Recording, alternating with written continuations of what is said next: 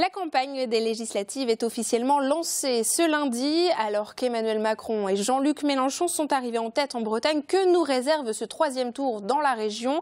Combien de candidats se présentent? Quels sont les partis en lice? Tour d'horizon de ce scrutin dans ce reportage. La fin des dépôts de candidatures pour les législatives a eu lieu vendredi dans les préfectures. Et ils sont nombreux à prendre le départ de cette course. En Bretagne, 370 candidats pour 27 circonscriptions. Le Finistère compte pour l'instant 112 candidats et ils sont en moyenne près de 14 par circonscription. Dans le Morbihan, 80 personnes se présentent pour les 6 mandats disponibles. La force politique la plus représentée en Bretagne au sortir de ce quinquennat, c'est le Parti socialiste avec 21 députés. Le challenge est donc important. Face à la gauche, les représentations sont nombreuses, pas moins de 20 mouvements et partis, parmi lesquels Région et Peuple solidaire, Lutte ouvrière, l'Union des patriotes, le Parti du vote blanc, le Parti animaliste ou encore l'UPR. Tous les regards se portent vers le mouvement du président La République en marche qui aura des candidats partout, sauf dans la 2e circonscription du Morbihan. La tête d'affiche du mouvement, c'est le ministre de la Cohésion des Territoires, Richard Ferrand, ancien député socialiste.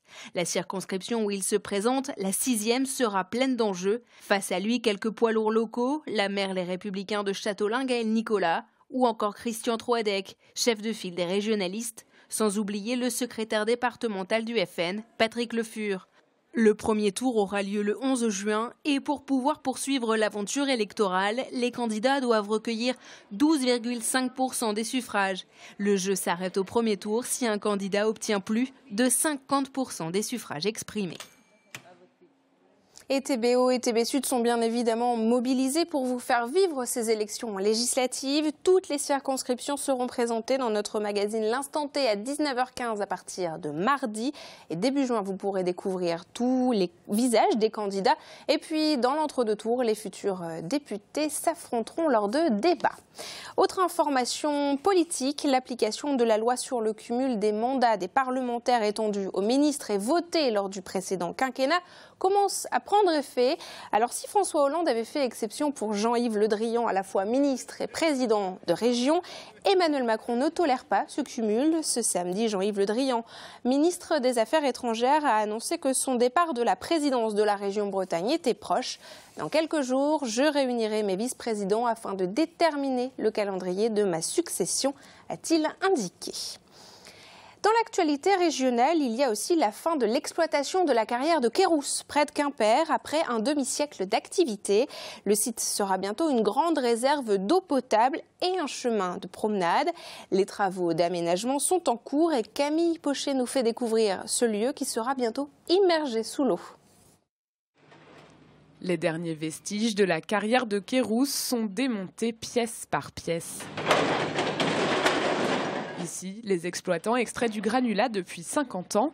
Pourtant, le permis des professionnels pour rester sur le site expire et ne sera pas renouvelé. L'entreprise doit remettre le lieu en état. Alors, en tant que carrier, on est effectivement détenteur provisoire d'un territoire, on a cette chance-là, mais on a également des obligations, dont le réaménagement. On ne laissera jamais un site avec des vestiges industriels ou qui n'est pas un aspect correct, en tout cas tel que spécifié dans l'arrêté préfectoral. On a pris les services également d'un architecte paysagiste qui nous a aidés pour faire émerger ces idées-là. Fini l'industrie, la carrière, pourtant encore exploitable, aura bientôt une toute autre utilité. On va racheter ce trou pour faire une réserve d'eau pour sécuriser l'alimentation en eau potable de la ville de Quimper et de l'Aglo. C'est un investissement d'environ 4 millions d'euros, qui comprend les aménagements ici dans la carrière et qui comprend aussi la mise en place de 2 systèmes de pompage. L'autre partie du site, réaménagée, prolongera une promenade bien connue des Quimpérois, le Stangala. Il y aura tout un cheminement qui sera proposé le long de l'Odé pour arriver jusqu'à la partie un petit peu plus boisée.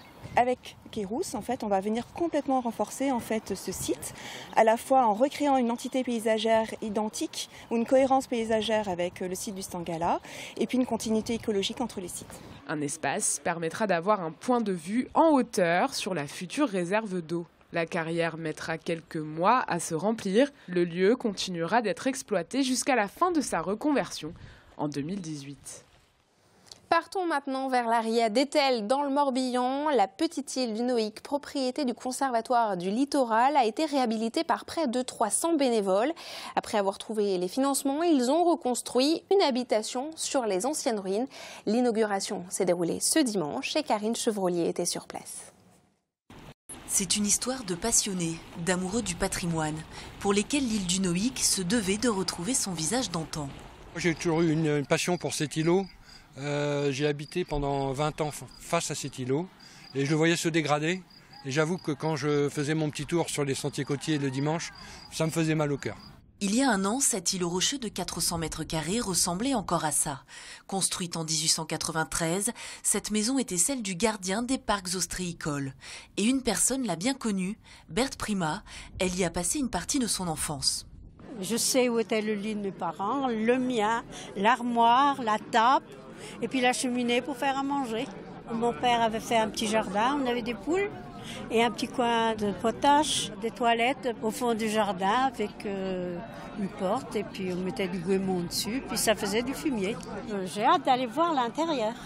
Murs, toiture, ouverture, la maison de 40 mètres carrés a été restaurée à l'identique en même pas 6 mois. Pour le maire de la commune, fils de marin, cette restauration représente un symbole fort. C'est la restitution des paysages et redonner sa notoriété d'antan à tous les métiers de marins et d'ostréiculteurs. C'est l'appropriation au monde maritime de quelque chose qui identifie la ria d'Etel. Et ce projet d'environ 210 000 € a pu voir le jour grâce aux nombreux bénévoles de l'association et des mécènes tels que la banque CIC Ouest, la Fondation Total, mais aussi l'État, le Conservatoire du Littoral ou encore la Fondation du Patrimoine.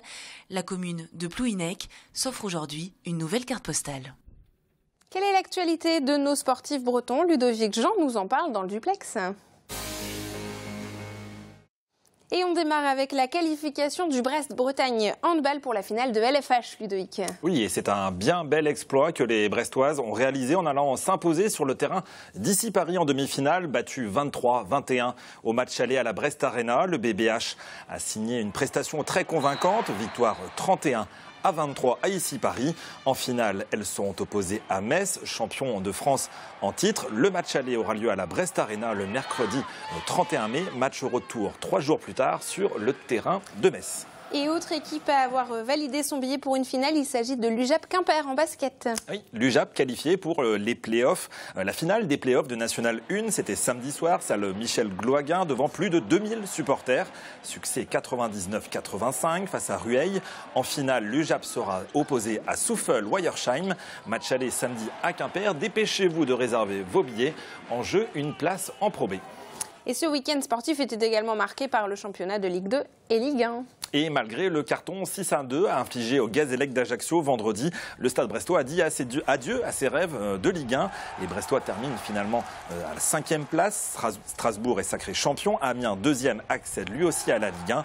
Enfin, 3 devra passer par les barrages et ce sera face au FC Lorient. Le FC Lorient qui est parvenu à arracher la 18e place de Ligue 1 après son match nul 1-1 face à Bordeaux. On voit les images lors de la dernière journée de championnat. Pour espérer rester en Ligue 1, les Merlus devront donc sortir vainqueurs de leur double confrontation de ces barrages. Match aller jeudi sur la pelouse de Troyes, match retour dimanche et ça sera au Moustoir. À suivre donc. Merci beaucoup Ludovic pour ces explications et à très bientôt.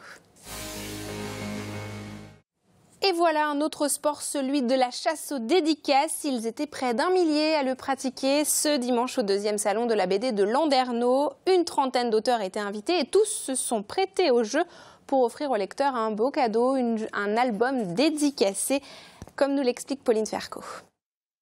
Les auteurs de BD, les illustrateurs de livres jeunesse, autant de professionnels passionnés qui travaillent souvent en ermite derrière leur planche à dessin. Alors des rendez-vous comme celui de Landerneau ce dimanche, c'est une belle occasion de venir échanger sur leur travail avec leurs lecteurs. Un peu de stress au départ, parce que c'est pas évident de dédicacer devant les gens. Mais... Après, ça dépend de l'humeur. Il y a des fois, on n'a pas tant que ça envie de discuter, où il y a beaucoup de monde, et puis il faut qu'on enquille les dédicaces, effectivement. Et puis il y a des fois, comme là, il y a du monde, mais on a le temps de discuter malgré tout. Un scénariste, quand même, ça prend moins de temps. C'est pour les petites filles, j'aime bien leur demander, parmi les héroïnes, s'il y en a une qu'elles préfèrent plutôt qu'une autre. Après, quelques-uns, des fois, demandent des trucs un peu plus alambiqués. Je dis, mais non, là, j'ai pas le temps. Une rencontre qui doit se faire dans le respect du travail de l'auteur, et les organisateurs du salon n'ont pas hésité à bien rappeler les règles de base de la dédicace. La dédicace n'est pas un dû, c'est un don.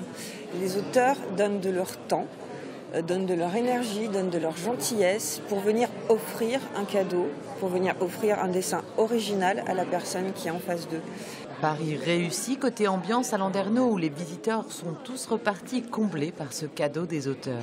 Je trouve ça très sympa de rencontrer l'auteur, de pouvoir échanger avec lui, de voir ce qui l'a motivé. J'ai commencé il y a quelques années, tout ça maintenant, à faire les festivals et j'aime bien tout ce qui est BD et puis rencontrer les dessinateurs, les auteurs et les scénaristes. Finalement, je dois en avoir 200 peut-être, comme ça. Ouais. Ça commence à monter, ouais. Avec 1 millier de visiteurs ce dimanche, le Salon de la BD et l'illustration de Landerneau donne d'ores et déjà rendez-vous l'année prochaine pour une 3e édition. Et une 2e édition qui a permis de récolter des fonds en faveur de l'association Les Défis de Morgane qui vient en aide aux enfants autistes. On passe tout de suite au Tour de Bretagne en 60 secondes avec toutes les images insolites qu'il ne fallait pas louper pendant ce week-end. Habituée aux images chocs, l'association L214 poursuit son combat pour la cause animale. Samedi, à Vannes, pendant près de 3 heures, des militants ont décompté le nombre d'animaux tués en France. Toutes les 10 secondes, un coup de sifflet faisant grimper le compteur. Chaque heure, 5000 animaux sont tués dans le pays. Autre mobilisation samedi, cette fois à Landivisiau contre la centrale au gaz. 400 personnes en cortège ont rejoint le lieu de la future implantation de l'usine. Une manifestation qui suit le feu vert donné la semaine dernière par l'Europe. Des recours freinent toujours la construction de cette centrale à gaz.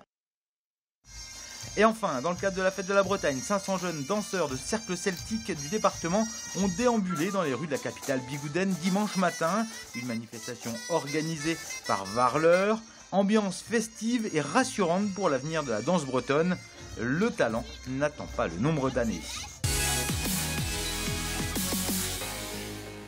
Et c'est la fin de cette édition. Merci beaucoup de nous avoir suivis. On se retrouve demain à 19h pour un nouveau point sur l'actualité régionale. Très bonne soirée sur TB Sud et TBO.